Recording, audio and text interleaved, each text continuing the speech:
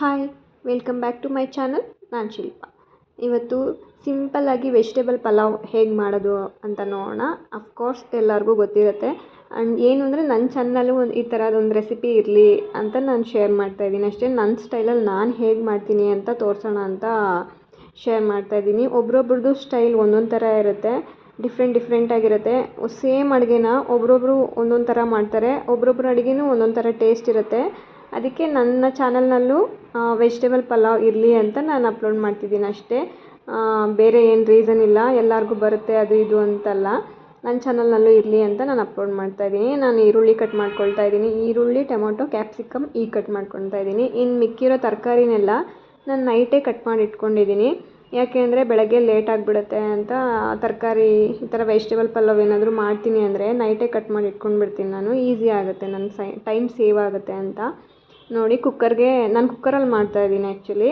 ಕುಕ್ಕರ್ಗೆ ಆಯಿಲ್ ಹಾಕಿ, ಆಯಿಲ್ ಬಿಸಿ ಆದಮೇಲೆ ಸಾಸಿವೆ, ಕರಿಬೇವಿನ ಸೊಪ್ಪು, ಬೇ ಲೀಫ್ ಅಂತಾರಲ್ಲ ಅದು, ಮತ್ತು ಮರಾಠಿ ಮೊಗ್ಗು, ಸ್ಟಾರ್ ಮೊಗ್ಗು ಅದೆಲ್ಲ ಹಾಕಿದ್ದೀನಿ. ಅದೆಲ್ಲ ಹಾಕಿದ್ಮೇಲೆ ಕಟ್ ಮಾಡಿ ಇಟ್ಕೊಂಡಿದ್ನಲ್ಲ ಈರುಳ್ಳಿ, ಟೊಮೊಟೊ, ಕ್ಯಾಪ್ಸಿಕಮ್, ನೈಟ್ ನೆನೆಸಿಟ್ಕೊಂಡಿರೋ ಬಟಾಣಿ ಅದು ಎಲ್ಲ ಹಾಕಿ ಒಂದು 5 ಮಿನಿಟ್ಸ್ ಚೆನ್ನಾಗಿ ಫ್ರೈ ಮಾಡ್ಕೊಳ್ತೀನಿ. ಅಷ್ಟೊತ್ತಿಗೆ ಅದು ಫ್ರೈ ಆಗೋಷ್ಟರಲ್ಲಿ ಇಲ್ಲಿ ಖಾರಕ್ಕೆ ಏನೇನು ಬೇಕೋ ಅದನ್ನೆಲ್ಲ ಹಾಕ್ಕೊಳ್ಳೋಣ. ಲವಂಗ, ಚಕ್ಕೆ, ಆಮೇಲೆ ಸಾಸಿವೆ ಅಲ್ಲ, ಮೆಣಸು, ಜೀರಿಗೆ, ಕೊತ್ತಂಬರಿ ಸೊಪ್ಪು, ಪುದೀನ, ಶುಂಠಿ, ಬೆಳ್ಳುಳ್ಳಿ, ಸ್ವಲ್ಪ ಕೊಬ್ಬರಿ ಹಾಕ್ಕೊಳ್ಳಿ. ಏನು ಅಂದರೆ ಟೇಸ್ಟ್ ಚೆನ್ನಾಗಿ ಬರುತ್ತೆ ಅಂತ ಅಷ್ಟೇ. ಆ್ಯಂಡ್ ಇದೇನು ಧನಿಯಾ ಪೌಡರು ಹಾಕ್ಕೊಂಡು, ಹಸಿಮೆಣ್ಸಿನ್ಕಾಯಿ ಹಾಕ್ಕೊಂಡೆ. ಹಸಿಮೆಣ್ಸಿನ್ಕಾಯಿ ಹಾಕ್ಕೊಂಡು ನಾನು ಒಣಮೆಣ್ಸಿನ್ಕಾಯಿ ಹಾಕ್ಕೊಳ್ಳಲ್ಲ, ಮತ್ತು ಚಿಲ್ಲಿ ಪೌಡರನ್ನು ಯೂಸ್ ಮಾಡಲ್ಲ. ಹಸಿಮೆಣ್ಸಿನ್ಕಾಯಿ ಹಾಕ್ಕೊಂಡ್ರೆ ಟೇಸ್ಟ್ ಚೆನ್ನಾಗಿರುತ್ತೆ ಅಂತ ಹಾಕ್ಕೊಳ್ತೀನಿ ಅಷ್ಟೇ, ಚೆನ್ನಾಗಿ ಬರುತ್ತೆ ಅಂತ. ನೋಡಿ, ಪೇಸ್ಟ್ ಆಯಿತು. ಅಷ್ಟೊತ್ತಿಗೆ ಇದೆಲ್ಲ ಫ್ರೈನೂ ಆಗಿರುತ್ತೆ. ಚೆನ್ನಾಗಿ ಒಂದು 5 ಮಿನಿಟ್ಸ್ ಚೆನ್ನಾಗಿ ಫ್ರೈ ಆದರೆ ಆಯಿಲಲ್ಲಿ ಚೆನ್ನಾಗಿ ಬರುತ್ತೆ ಅಂತ ಫ್ರೈ ಮಾಡ್ತೀನಿ ಅಷ್ಟೇ ನಾನು. ನೋಡಿ, ಈಗ ಪೇಸ್ಟ್ ಇತ್ತಲ್ಲ ಅದನ್ನು ಹಾಕ್ಕೊಂಡೆ. ಅದನ್ನು ಚೆನ್ನಾಗಿ ಹಸಿ ಸ್ಮೆಲ್ ಹೋಗ್ಬೇಕು ಅದರಲ್ಲಿರೋದೆಲ್ಲ. ಹಾಗೆ ಸ್ವಲ್ಪ ಒಂದು 5 to 6 ಮಿನಿಟ್ಸ್ ಫ್ರೈ ಮಾಡ್ಕೊಳ್ಳಿ. ಅಂದರೆ ಸಿಮ್ಮಲ್ಲಿಟ್ಟು ಫ್ರೈ ಮಾಡ್ಕೋಬೇಕು. ಹೈ ಫ್ಲೇಮಲ್ಲಿಟ್ಟರೆ ಸೀದೋಗ್ಬಿಡುತ್ತೆ, ಪೇಸ್ಟ್ ಅಲ್ವಾ, ಬೇಗ ಸೀದೋಗ್ಬಿಡುತ್ತೆ. ಅದಕ್ಕೆ ಸಿಮ್ಮಲ್ಲಿ ಇಟ್ಕೊಂಡು ಒಂದು 5 ಮಿನಿಟ್ಸ್ ಚೆನ್ನಾಗಿ ಫ್ರೈ ಮಾಡ್ಕೊಳ್ಳಿ. ಮಿಕ್ಸ್ ಮಾಡ್ಕೊಳ್ತಾ ಇರಿ, ಒಂದು 4 to 5 ಮಿನಿಟ್ಸ್ ಮಿಕ್ಸ್ ಮಾಡಬೇಕಿಲ್ಲ ಅಂದರೆ ತಳ ಅಂಟ್ಬಿಡುತ್ತೆ. ನೋಡಿ, ಇದು ಫ್ರೈ ಆಗ್ತಾಯಿದೆ, ಚೆನ್ನಾಗಿ ಫ್ರೈ ಆಗಬೇಕು. ನಾನು ಅಕ್ಕಿ ಇಟ್ಕೊಂಡಿದ್ದೀನಿ.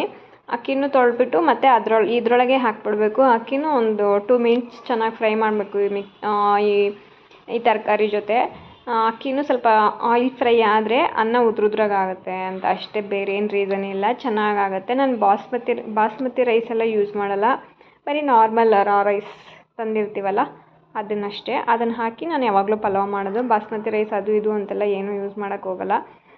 ಇದರಲ್ಲೇ ಚೆನ್ನಾಗಾಗುತ್ತೆ, ಇದರಲ್ಲೇ ಚೆನ್ನಾಗಿರುತ್ತೆ. ನನಗೆ ಇದು ಇಷ್ಟನೇ. ನೋಡಿ, ತೊಳೆದು ವಾಶ್ ಮಾಡ್ಕೊಂಡು ನಾನು ಹಾಕ್ಕೊಳ್ತಾ ಇದ್ದೀನಿ. ಇದನ್ನೊಂದು 2 ಮಿನಿಟ್ಸ್ ಚೆನ್ನಾಗಿ ಫ್ರೈ ಮಾಡಿಕೊಂಡ್ರೆ ಮುಗೀತು. ಆಮೇಲೆ ವಾಟರ್ ಹಾಕೋದಷ್ಟೇ. ಉಪ್ಪು ಹಾಕಬೇಕು, ಸಾಲ್ಟ್ ಹಾಕ್ಕೊಳ್ಳಿ, ಎಷ್ಟು ಬೇಕೋ ಅಷ್ಟು, ನಿಮ್ಮ ಟೇಸ್ಟ್ಗೆ ಎಷ್ಟು ಬೇಕಾಗುತ್ತೋ ಅಷ್ಟು ಹಾಕ್ಕೊಂಡು ಎಲ್ಲ ಚೆನ್ನಾಗಿ ಮಿಕ್ಸ್ ಮಾಡ್ಕೊಳ್ಳಿ. ಇದೊಂದು 2 ಮಿನಿಟ್ಸ್ ಫ್ರೈ ಆಗಬೇಕು. ಇದು ಫ್ರೈ ಆದಮೇಲೆ ನಾನು 1.5 ಗ್ಲಾಸ್ ಅಕ್ಕಿ ತೊಗೊಳ್ತಾ ಇದ್ದೀನಿ. 1.5 ಗ್ಲಾಸ್ಗೆ 3 ಗ್ಲಾಸಸ್ ವಾಟರ್ ಹಾಕಬೇಕು. ಬಟ್ ನಾನು 4 ಗ್ಲಾಸಸ್ ಹಾಕ್ಕೊಳ್ತೀನಿ, ಯಾಕಂದರೆ ವೆಜಿಟೇಬಲ್ಸ್ ಎಲ್ಲ ಹಾಕಿದ್ದೀವಲ್ಲ, ಸ್ವಲ್ಪ ಎಕ್ಸ್ಟ್ರಾ ವಾಟರ್ ರಿಕ್ವೈರ್ಮೆಂಟ್ ಇರುತ್ತೆ. ಒಂದು ಕಡೆ ಪಲಾವ್ ಮಾಡ್ತಾಯಿದ್ದೀನಿ, ಆ್ಯಂಡ್ ನೆಕ್ಸ್ಟ್ ಕಾಫಿ ಮಾಡೋಕ್ಕೂ ಇಡ್ತೀನಿ ಇನ್ನೊಂದು ಸೈಡಲ್ಲಿ. ಇದೆಲ್ಲ ಸ್ವಲ್ಪ ಕುದೀಲಿ, ಅಷ್ಟೊತ್ತಿಗೆ ಕಾಫಿನೂ ಮಾಡೋಣ. ಇದೆಲ್ಲ ಕುದ್ದಿದ್ದು ನಾವು ಮುಚ್ಚೋ ಅಷ್ಟೊತ್ತಿಗೆ ಕಾಫಿನೂ ಆಗುತ್ತೆ. ಇದನ್ನು ಕುಕ್ಕರ್ ಮುಚ್ಚಿದ್ರೆ ಆಮೇಲೆ ಕಾಫಿ ಕುಡಿಬೋದಲ್ಲ ಅನ್ನೋ ರೀಸನಿಂದ ಇನ್ನೊಂದು ಸೈಡಲ್ಲಿ ಕಾಫಿಗೆ ಇಡ್ತಾಯಿದ್ದೀನಿ.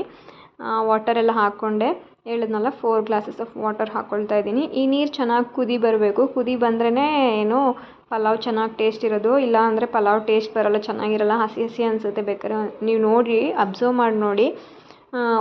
ಈ ನೀರು ಕುದಿದೇನೆ ಮುಚ್ಚಿಬಿಟ್ರೆ ಚೆನ್ನಾಗಿ ಬರೋಲ್ಲ. ಅದಕ್ಕೆ ಚೆನ್ನಾಗಿ ಕುದಿದ್ಮೇಲೆ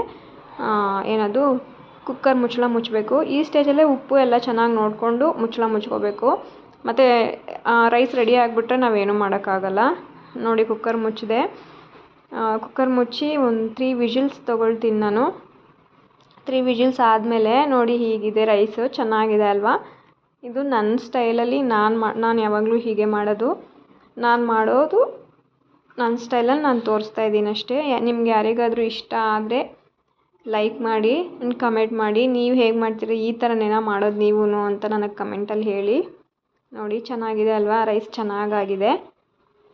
ಆ್ಯಂಡ್ ಏನು ಅಂದರೆ ನಮ್ಮ ಮನೆಯಲ್ಲಿ 3 ಬರ್ನರ್ ಸ್ಟವ್ ಇದೆ. ಮನೆಗೆ ಯಾರಾದರೂ ಬರ್ತಾರಲ್ಲ ಅವರೆಲ್ಲ ಹೇಳ್ತಾರೆ 3 ಬರ್ನರ್ ಸ್ಟವ್ ಯೂಸ್ ಮಾಡಬಾರ್ದು ಅಂತ. ಅಂದರೆ 3 ಒಲೆ ಇಡಬಾರ್ದು ಮನೇಲಿ ಜಗಳ ಅದು ಇದು ಆಗುತ್ತೆ ಅಂತ ಹೇಳ್ತಾರೆ. ಇದು ನಿಜಾನಾ?